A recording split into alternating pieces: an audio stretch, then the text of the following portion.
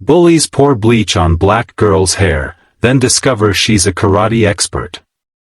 A story by Heartfelt Tales. The acrid smell of bleach burned through the hallway as 15-year-old Maya Williams stood frozen, her beautiful natural curls now dripping with the toxic chemical.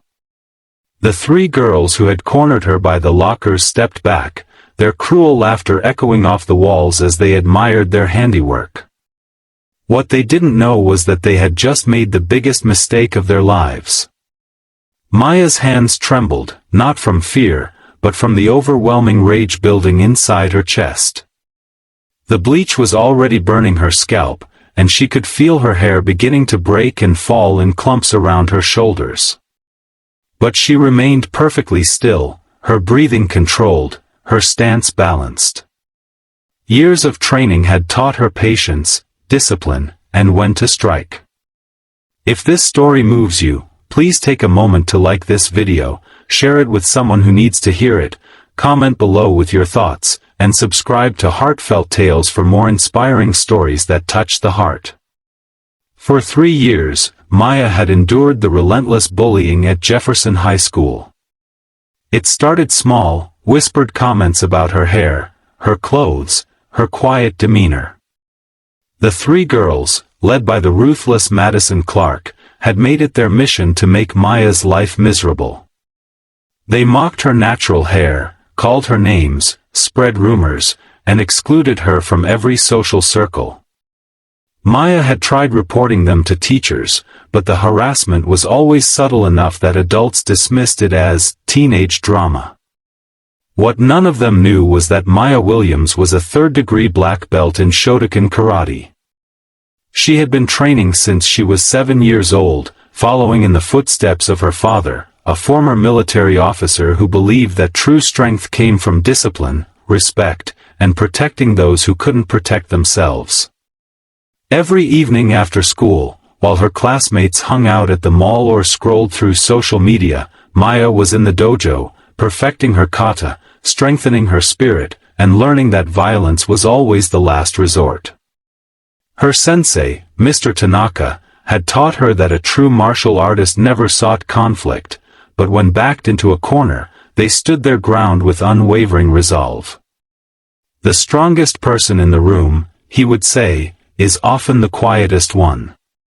Maya had taken those words to heart, choosing silence over retaliation, hoping that her tormentors would eventually lose interest and move on. But they never did. The bullying escalated when Maya's essay about overcoming adversity won the school's writing contest. Madison and her friends couldn't stand seeing Maya succeed, so they intensified their campaign of cruelty. They started a group chat dedicated to mocking her, posted unflattering photos of her online, and even convinced other students to avoid her at lunch, leaving Maya to eat alone every day.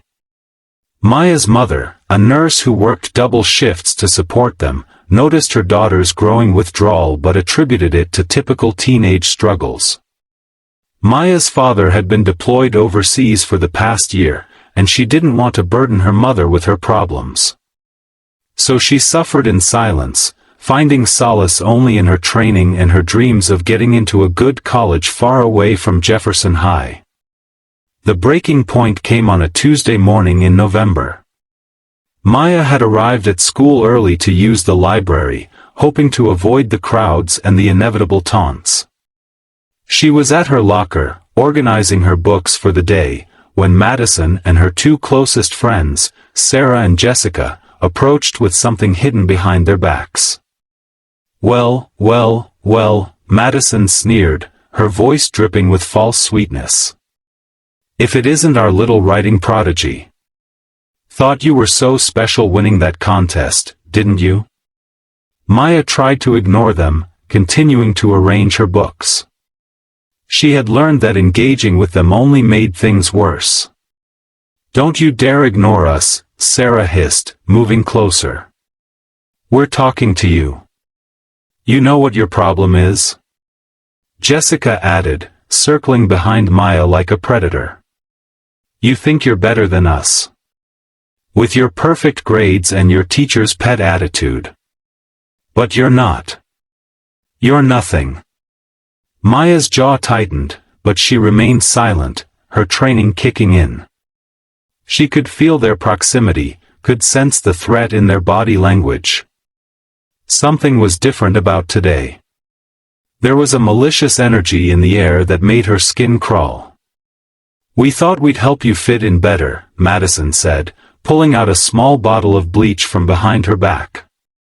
"Your hair is so ethnic. Maybe if we lighten it up a bit, you'll look more normal." Maya's eyes widened as she finally turned to face them. "Don't," she said quietly, her voice steady despite the fear creeping up her spine. "Don't what?" Madison laughed, unscrewing the cap. "Don't help you become prettier? Don't do you this favor?" Before Maya could react, Madison lunged forward and poured the entire bottle over Maya's head. The chemical burned immediately, sending shooting pains across her scalp as her beautiful hair began to smoke and dissolve. The three girls stood back, filming with their phones, laughing as Maya gasped in shock and pain. "How's that for pretty?" Madison taunted. "Maybe now you'll know your place." The hallway filled with the acrid smell of bleach and burning hair. A few students had gathered to watch, some gasping in horror, others pulling out their phones to record. Maya stood there, bleach dripping down her face and shoulders, her hair falling in chunks around her feet. For a moment, the world went silent. Maya closed her eyes, feeling the burn of the chemical on her skin, the weight of years of torment, the breaking of her spirit. But then, something else rose up from deep within her, not just anger, but a fierce determination that had been building for years. When she opened her eyes, they were completely calm. Her stance shifted almost imperceptibly, her weight balanced, her breathing controlled. The three girls were still laughing, still filming, completely unaware that they had just awakened something they weren't prepared for. "You have 10 seconds to put your phones away and walk away," Maya said, her voice so quiet that they had to strain to hear it. Madison stepped closer, emboldened by her friend's laughter. "Or what? You'll cry? You'll run to mommy? You'll write another sad little essay about it?" Maya's response was swift and precise. In one fluid motion, she stepped forward and delivered a perfect palm strike to Madison's solar plexus. The impact was controlled but effective, enough to wind her completely without causing permanent damage. Madison doubled over, gasping for air, her phone clattering to the floor.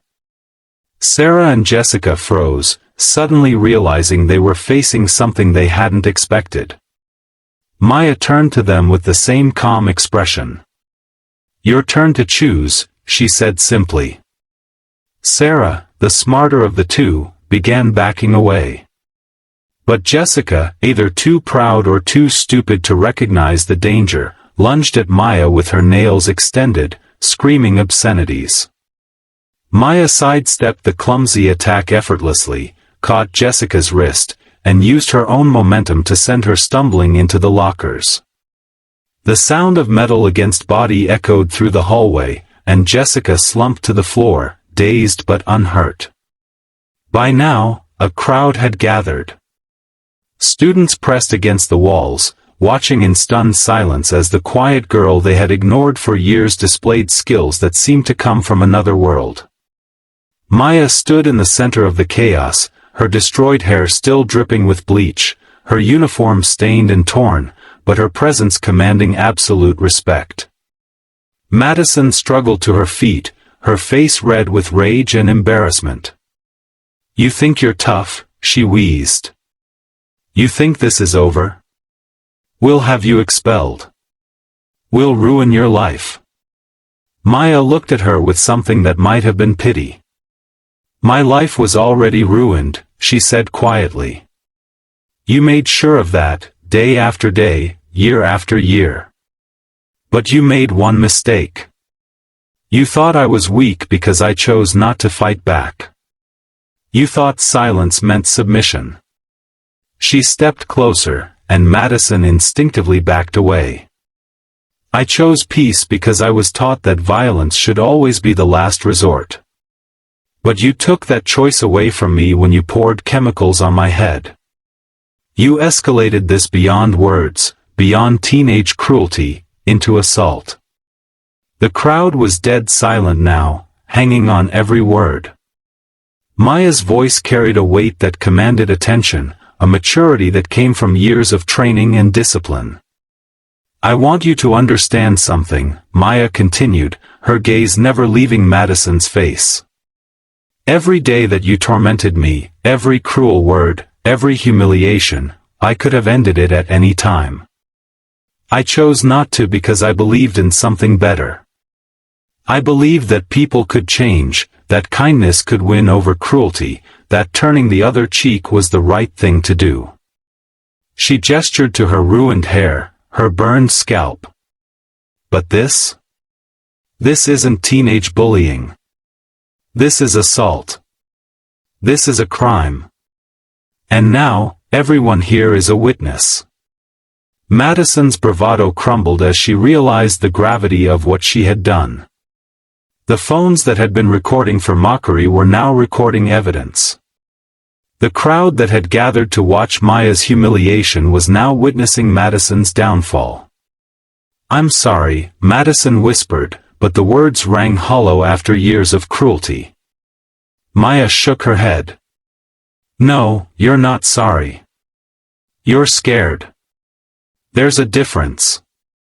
She turned to address the crowd, her voice carrying to every corner of the hallway. For 3 years, I've been invisible to most of you. You watched me eat alone, you ignored me when I needed help, you stood by while I was tormented. Some of you even joined in because it was easier than standing up for what was right. The silence was deafening. Students who had laughed at Maya's expense now looked at their shoes, ashamed. Those who had ignored her suffering felt the weight of their complicity. But I don't blame you, Maya continued. I understand that standing up is hard. That it's easier to look the other way. But today, you have a choice. You can continue to be bystanders, or you can choose to be part of the solution. You can choose to make sure that what happened to me never happens to anyone else.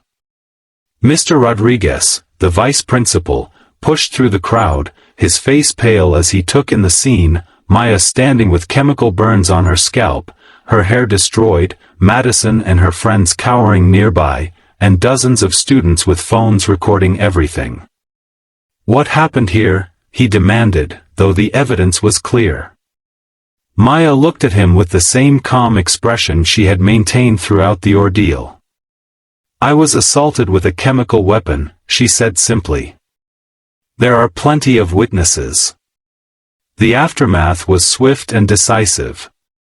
The school administration, faced with undeniable evidence and the threat of legal action, had no choice but to act. Madison and her friends were immediately suspended pending a full investigation. The video footage from multiple phones clearly showed the assault, and the school district's lawyers recommended pressing criminal charges. Maya was rushed to the hospital, where doctors worked to neutralize the chemical damage to her scalp and treat her burns. Her mother arrived in tears, horrified by what her daughter had endured and proud of how she had handled herself. When Maya's father video called from overseas that evening, his eyes filled with pride and sorrow as he looked at his daughter's bandaged head. I'm proud of you, he said, his voice thick with emotion. You showed incredible restraint and strength. You honored everything I taught you about being a warrior. Maya smiled through her pain. I finally understood what Sensei Tanaka meant about the strongest person in the room being the quietest one. I was quiet because I was strong, not because I was weak. The story spread beyond Jefferson High School. The video of Maya's calm, dignified response to years of bullying went viral, inspiring millions of people around the world. News outlets picked up the story, and suddenly Maya found herself thrust into the spotlight as a symbol of resilience and strength. But Maya wasn't interested in fame. She was focused on healing and moving forward. With the support of her family, her sensei, and surprisingly, many of her classmates who had finally found their voices, she began the process of recovery. The legal consequences for Madison and her friends were severe. They were charged with assault, and the school district faced intense scrutiny for its failure to address the bullying. Policy changes were implemented, anti-bullying programs were strengthened, and Maya's story became a catalyst for broader conversations about school safety and the responsibility of bystanders. Maya's hair eventually grew back, though it was never quite the same. She wore the subtle changes as a reminder of what she had overcome.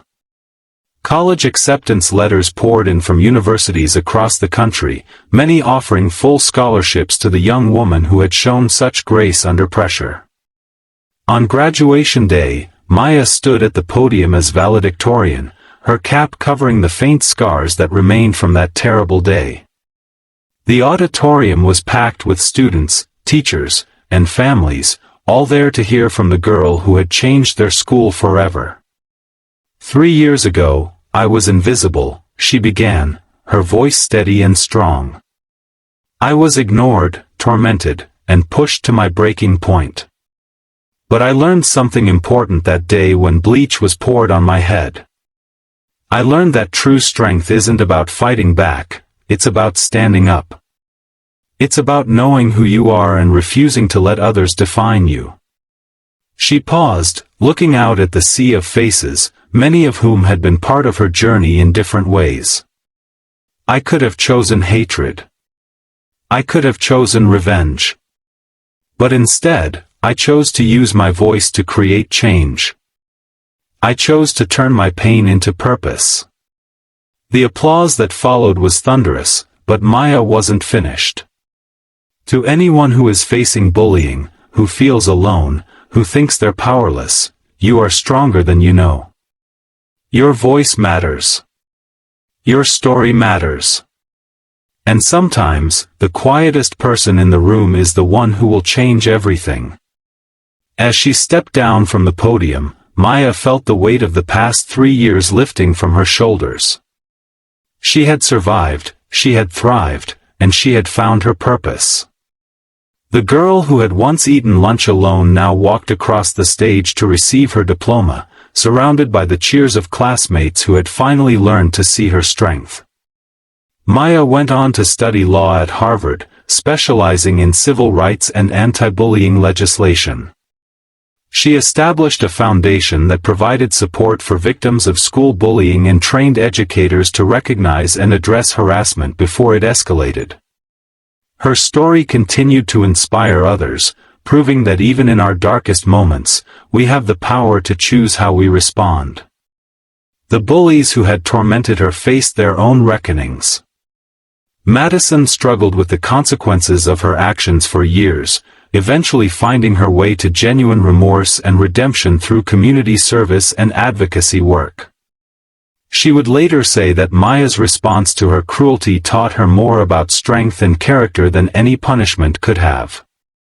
Maya's story became a testament to the power of resilience, the importance of speaking up, and the truth that our greatest strengths often emerge from our deepest struggles. She proved that sometimes the person who appears weakest is actually the strongest, and that true victory comes not from defeating others, but from refusing to be defeated by them. The story of Maya Williams reminds us that we all have the power to choose our response to adversity. If this story inspired you, please like this video, share it with someone who needs to hear this message, comment below with your own thoughts about overcoming bullying, and subscribe to Heartfelt Tales for more stories that celebrate the strength of the human spirit. Together, we can create a world where everyone's voice matters and where kindness triumphs over cruelty, ***.